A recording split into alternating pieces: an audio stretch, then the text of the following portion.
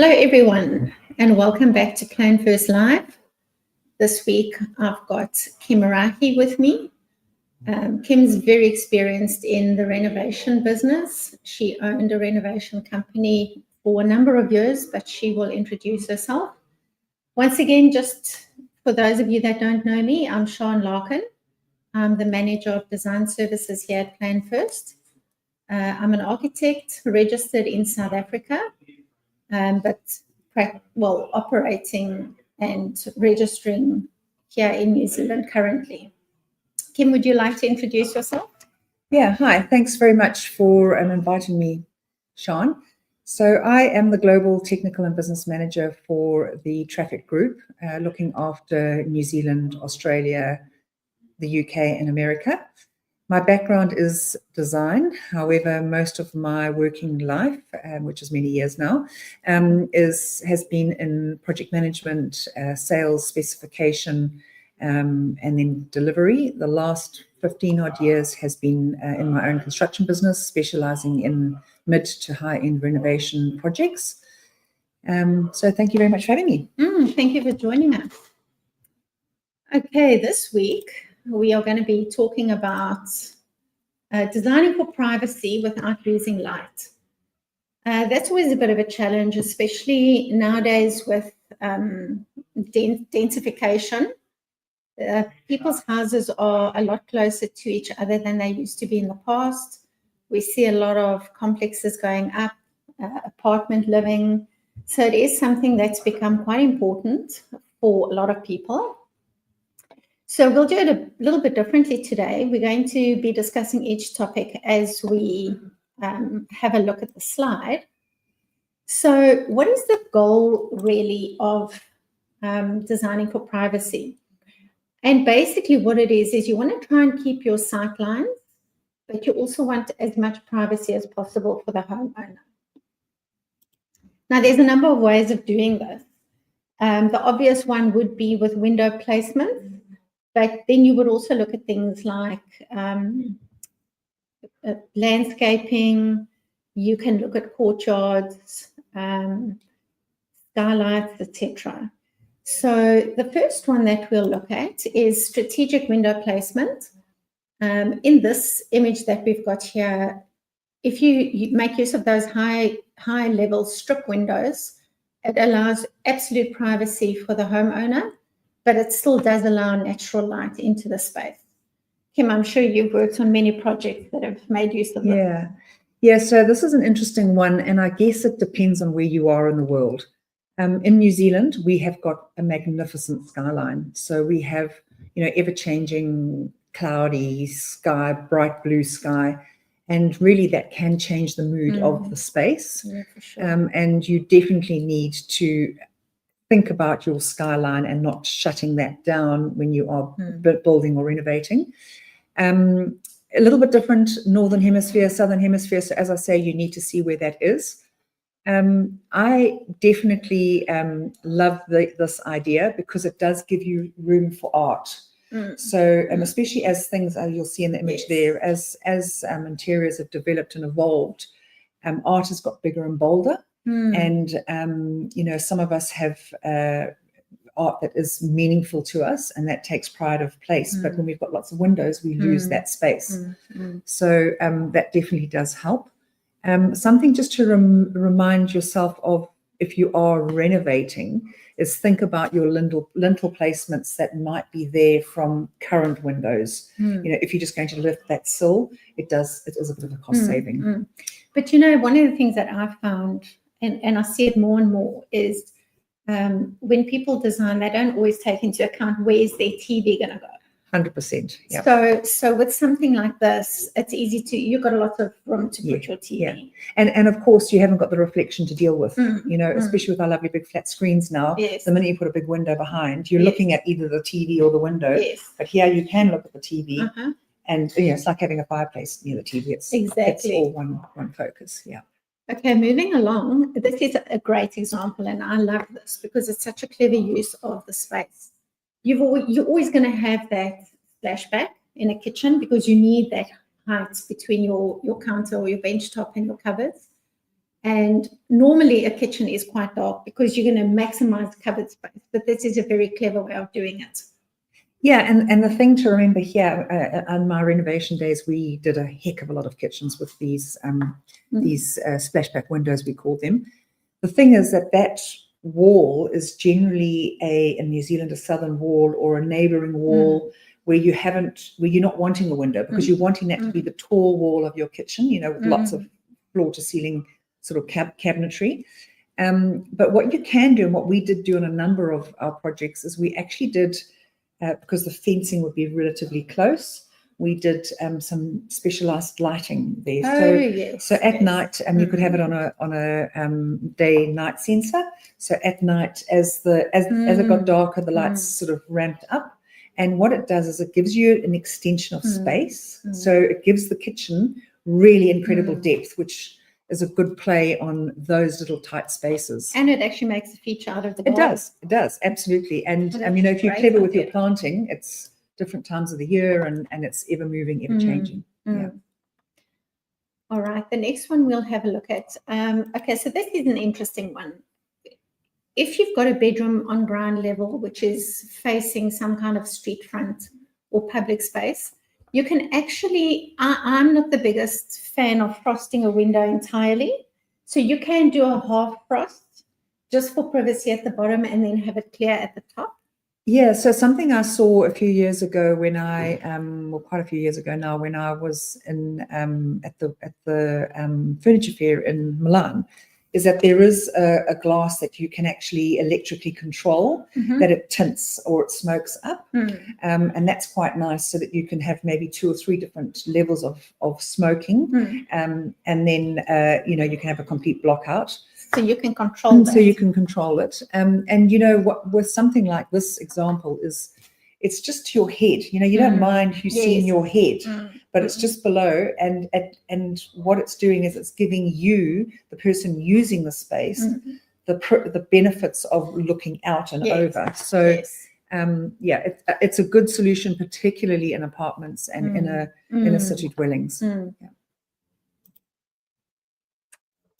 And then window orientation. I mean, it sounds like it's an obvious one, but try and position your windows, if you are building new, try and position your windows away from the neighbors. Try and use your garden as your maximum view. Yeah, so this is a really interesting one, and I see this a lot with our landscaping business. When you're looking at your landscaping, even if it's a renovation project or an existing home, don't always stand just in the garden while you're doing your renovation. Come inside and think about, okay, what am I going to be looking at? Yes. And making sure that is going to be, working well with that window and with that space. Look, lots of clever planting available now. You can buy ready-made hedging. You can buy, a planting that's spilled across the fencing line. There's lots of clever options. So just be mindful of where you are as well. You want to maintain that privacy, so something that's not going to maybe lose its foliage in winter and things like that. Well, I think if you're going to be planting something close to the house, then you would want something that loses its foliage. Yes, to give you that light. Yeah. Yes. Yeah. So very much dependent on where it is. But that's easy to do if you're building new, because then you are placing windows, new windows. Yeah. Not as easy with renovations, but there are other clever ways to do it. Tall, narrow windows as well, especially if you are facing your neighbors. There might just be a portion that you want to block out. So just do a tall, narrow window 100%. So that you still get the light. And the beauty about this is that light's going to move. So, what's there in the morning is going to be very different to the evening. So you're getting this continual play, which is fantastic, particularly if it is actually quite a hot, exposed part of your garden or your house. Having that little play of light could just break that heat, but an absolutely brilliant idea. And then, of course, the courtyard and skylights. Skylights are a great way to bring light in as well. Kim, what is your feeling with skylights and heat coming into a building? There's ways around that. Yeah. So All skylights now are double glazed. So you have got that added protection. You can also automate some blinds, honeycomb blinds and full blinds and things like that. So there are lots of options. The beauty about skylights is that you are going to have light and, most of the day. But what you need to be really sure of is put them on the northern side if you're in the southern hemisphere, and the southern side if you're in the northern hemisphere, because they do discolor. They don't discolor. They attract mold and dirt, and if they're on the wrong side, you're going to be having to clean that regularly. So just make sure you're placing them correctly. But there is lots of options. You can now have them where they are rain censored, so they automatically close. That would be great at our house. We're living in an older house and it's not rain censored, so my husband and I are up and down there all the time. But there's a huge option for that. But it is a great way to get good natural light for the best part of the day. And we've got to remember, we'll talk about this in the lighting format when we do that in a couple of weeks' time, but you've got to remember that daylight is a very high color rendering product. So your art, your carpets, your timber dining room tables and things like that are going to be very true to color when they've got a skylight above them. And that's really what you want to do. All right, that's as far as placement goes. Then, of course, you've got your external screening and landscaping. And you can do that with metal screens that have got patterns in it. You can use timber. You can use shutters. There's so many options. Concrete. So that can also add to the architectural language of the house. Having a look at this one, pergolas, which is particularly good if you've got somebody that's got a double-story house next to you and they're looking onto your living area or your entertainment area. That's a really good way to screen. It is, and with pergolas, not a fixed hard roof, you are going to have the benefits of that skyline. Particularly if you've got floor-to-ceiling sliders, and then you've got the pergola beyond that. I am a big advocate for, don't cut that skyline because it is so important to our well-being in the spaces that we're living in. Yes, agreed. Strategic landscaping. Now, if you have a look at this image, you'll see that they've planted trees that just gives them that privacy from the apartments across the road. Yeah. Very clever way of doing it, because it really greens up their space. It does. Yeah, it does. And you'll also see that the colors that they're playing with, while it's all green, it's different layers of green. And the darker green is at the back. So when you do that, it pushes that space back, really giving you a sense of depth, which is very clever planting. And there's so many ways to achieve that. So it's just as important to give attention to your landscape design as it is to give to your housing design. If you've lived in a warmer country, you will know that having foliage around is actually like a natural air conditioning. So in this space, for instance, if they had done a hardscape, maybe tiled area out the back right up to the fence line, and then used a concrete fence, for instance, that is really going to become a warm space. Whereas the screen is just that natural air conditioning. It's gentler on the mind, and it's gentler, to be in that space. And then we've spoken about this briefly, is the external shutters, and that would be particularly good for renovations where you don't necessarily want to change your windows. You can't move them. Yeah, so it can be retrofitted. Whether you do them internally or externally, there's many options.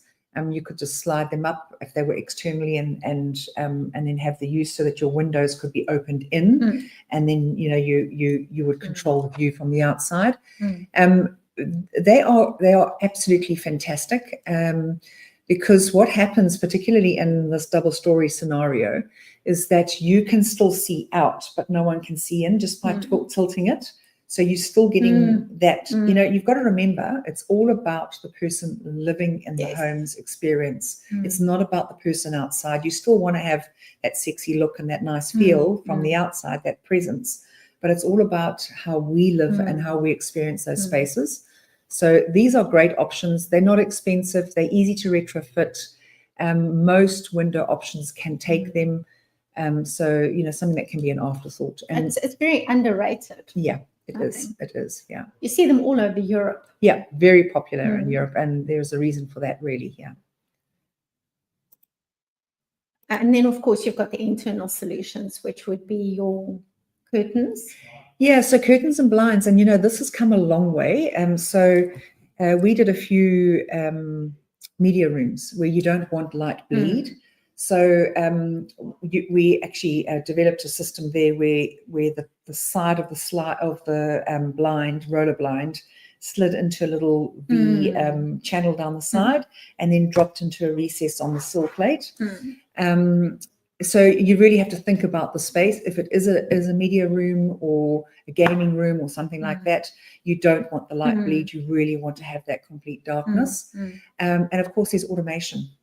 So you can have it on day-night sensors. You can have it manually. You can override it to manually, and you can also have it on heat. So the minute the room gets a certain temperature, you can activate those blind shutters, and you know, it's protecting your furniture and your flooring. And keeping the house cool. Yeah. Saving on those power bills. And this is interesting. I don't really see much of this, but where you've got the bottom up blind. Yeah, so that's similar to if you were going to frost out half the window, but it does give you that little bit of flexibility to have that light. The thing with this is you have to think about the cartridge that goes into the windowsill. So if you are retrofitting it, it's going to sit quite high on your window. You really want it to sort of fit into a cartridge recessed into that sill. So if you are renovating, think about all of these automations beforehand so that it can all be pre-wired, hardwired, rather than having, you know, these clunky remotes with battery operations and things like that. True. Yeah. True. And then if we look at open plan and somebody does want to screen, try and just screen it all for privacy with openings so that the light can still go through. And it's not a closed off privacy, but it's a very good second choice. Yeah. Yeah. So, you know, as an internal solution, this is great because you know, if you have an extended family or a bigger family, they all still have that inclusion, but there is that separation. From the exterior point of view, you know, if you were standing outside in the garden here, you would be able to see the dining room table quite clearly, but the living room would have the privacy. And it also creates those shadows and those lights, which I think is great. It just brings interest into the home. Yeah. But it's interesting you're talking about extended families because that is our topic for next week. Yeah, it's very popular at the moment. I think with the cost of living globally, that's happening more and more. Yes. All right, and then the obvious one is courtyards and atriums. I'm a big fan of courtyards because it does allow you to have masses of glass facing a private space. So you're not compromising at all. Yeah, look, I think definitely in New Zealand, courtyards are a huge bonus. And in fact, if anybody was building new, I would highly recommend considering it. You've got protection from the wind, you know, and our wind comes from two directions. And when it comes from the one direction, it's a heck of a lot. So it is going to give you that protection. And, you know, you can have... you know, there are louvers and there are things like that, but there are different roofing options that can give you shade if you need it, but you are going to have that very still, usable space, and your rooms can open up and have that protection, the security, the safety of children. You know, so if you are in a suburban area, you know, build right up to your boundaries, whatever that resource consent and building line would allow, but have that lovely space in the center. It does add a lot of value. And this is our atrium inside. What I do tend to find with these is that they do have the tendency to get a bit hot. So I have seen in the past where the roof actually opens up. Yeah, yeah. You definitely have to, with anything like an atrium, you have to have some sort of a ceiling vent. And what will happen is once you vent it from the top, whether it is just a ceiling dome vent that maybe switches on when the temperature comes to a certain temperature, there's plenty of those options available. What it does is once it releases that air and you have a door open below, it'll drag in the cooler air from the bottom. So you do just need a little bit of a flow, whether it's mechanical or whether it is natural. But the beauty about something like this is the volume.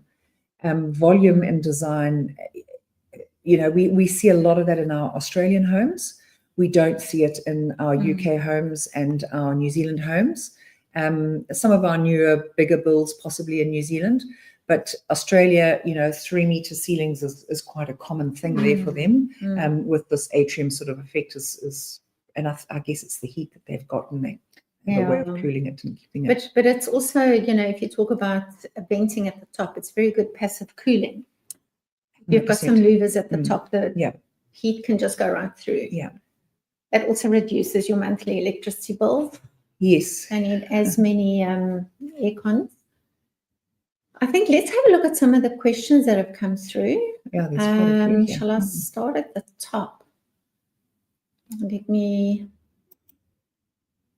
put this one on there. How can I maintain privacy in my home without blocking out all the natural light? I think the obvious one is skylights is great. Skylights, and they can be retrofitted. You know, and there's also a cheaper option, which is a solar tube. So you know, while you're not going to see the actual sky, you can you will have the light. And that's quite handy if you have got a room that's on the southern aspect. I'm talking New Zealand here, because you can run the piping in your ceiling cavity onto the northern aspect, so it's going to catch the light, and then with a number of reflectors it works through. So that is the most cost-effective way. Retrofitted, one day, easily done. Especially in passages, because they're always these dark spaces in a house. Yeah. Our next question: what materials or finishes reflect light well while maintaining privacy? The minute I see the word reflect, I think of mirrors. Yeah, so really the lighter the color, the more reflection you're going to have. If it's a paint finish, you know, the darker timber finishes, the darker stains, we use a lot of that in New Zealand as the darker stains and blacks and things like that. They don't reflect the light, they absorb the light. So you have to think about that. Mirrors are great. You just have to make sure you're not going to, you know, blind yourself with any, be caught in that reflection space. But definitely the lighter colors are the way to go in terms of our materials that we're using. You know, sometimes you don't want to reflect the light. You actually want to use dark and light to create depth and a bit of play in the space. So that really depends on, but you know, most interior designers or architects will be able to come up with a really good solution on that. It's also a good way to bring more of the outside in. It is, yeah. That's really important. In fact, I was at an old lady's house the other day with one of the franchises, and they wanted to see their garden all the time, but they didn't want to have to be in their garden, you know, so basically they were extending the living space, maximizing it, and then having this tiny little garden. But yeah, bringing the indoor out is really important. Okay, let's have a look at Lol's question. How important is artificial lighting design when natural light must be reduced for privacy reasons? This is going to be a whole talk on its own. Yeah, look, keep it brief. there are so many, and I mean, I'm very passionate about lighting, and there are so many ways you can do this, particularly with the development of LED lighting and control systems, day, night, light, dark, and color renderings and things like that. It is a huge topic, and I would absolutely suggest that if you're building new or you're doing a substantial renovation, you do get someone that knows lighting involved, because it can save you on power. It can save you on you know, switching it on, switching it off, leaving it on, leaving it off, just by different control systems. But the color rendering has to be on point. Otherwise, everything that you're installing in terms of your finishes is just wasted on poor color rendering. When you had your refresh renovations business and you were doing substantial renovations, how many of those clients took lighting into account, or was it something you had to suggest to them? It was always, we always did a lighting plan, only because it was a passion of mine. So it's not really something It's not clients something know about. clients think about. They just think a downlight's a downlight, and they'll pop along to wherever and buy it. But you really want to make sure you've got the right product. These cheaper downlights will throw a blue light, and all of a sudden your beautiful solid timber dining room table that you've paid a fortune for is, or your flooring. You often go into homes and the flooring looks a purpley sort of toned timber. Yeah, so it is important. And again, if you have got screens up between the screen and the glass of your home, and it might only be 2 meters, or in some cases 1 meter is the minimum to the boundary. By playing with the light, you could actually really make that feel like it was 3 or 4 meters. You're actually extending your house. You're extending your house from the visual aspect when you're inside. Yeah, absolutely. All right, let's have a look. Jyoti. Let me just go down a bit. Okay, how can I add privacy to an existing home without major renovations? I would say planting is a good one. If you're going to be planting or making use of a courtyard, build your walls high enough that the neighbors can't get at or can't see in. Visually see, yeah. And then you can actually put bigger windows in. Tell you what, Jyoti, go and have a cup of tea with the neighbors and make sure you get to that second level and see what they're looking at. No, what I would definitely do is planting is the most cost-effective way, without a doubt. Otherwise, there's shutters. That's another option, because you can mechanically move that or manually move that. Just that, yeah. And I like this question. How do you approach privacy differently in urban versus rural settings? Well, in rural settings, you don't really have neighbors to consider. You would be, I would say you would be more governed by your views. Views and wind, weather and wind. I think because we live rurally, we understand that you have to really think about that prevailing wind. And as I say, it's 2 directions here in New Zealand. So that would be your first priority, is to cancel out that wind as best as you can. But in terms of privacy, look, in those big rural properties, it's really hard to have, because they're so big and they're so vast, to have these intimate areas all over the place. So you really want to focus on one area, and then, as I say, be in the house, see what you're looking out at, and then create it from that point of view. In urban areas, you have to be a little bit more intense on what you're doing. It's a much more, very deliberate. And as I say, pop around to the neighbors and see if you can have a look and see what they're looking at, because that definitely does help. Sounds like it's something you've done. I've done it a few times. All right. Something that we also have to be mindful of is that there are unitary rules, planning rules around the height of your fences. Yes. And of course, if you are building in a newer development, a newer subdivision, there will also be rules that will sit for the first 10 years on that build on how high your fences and your hedging can be. So you do need to have a look at all of that. So does hedging, are there rules for that in the... Yep. Okay, that's interesting. So depending on what your developer has put forward, there will be rules, and they generally, I think it's 10 years that they stay for, that they're fixed.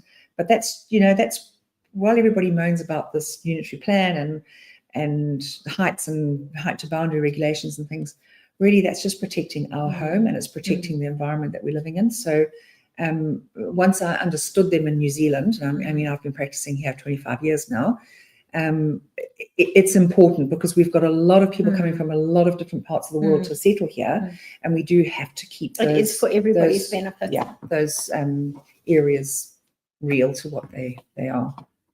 All right, I think that's all we have time for today, because I would like to firstly thank you all for watching and for all the questions and contributions. Thank you, Kim, for joining us. It's a pleasure. Next time Kim is one of our guests, then we will be talking about artificial lighting, because that is one of Kim's passions. For next week, our topic is going to be, let me just get rid of this question, designing for multi-generational living. And you see it more and more that you have grandparents, parents, kids all living in the same house. And it can either go very well or it can go very badly. So we'll have a couple of tips on designing for that. Next week, we'll see you all again. Keep in mind also that if we didn't get to you today, you're welcome to contact us on our website, 0800 number Facebook and Instagram. Thanks again, Kim, and see you all next week. Thanks.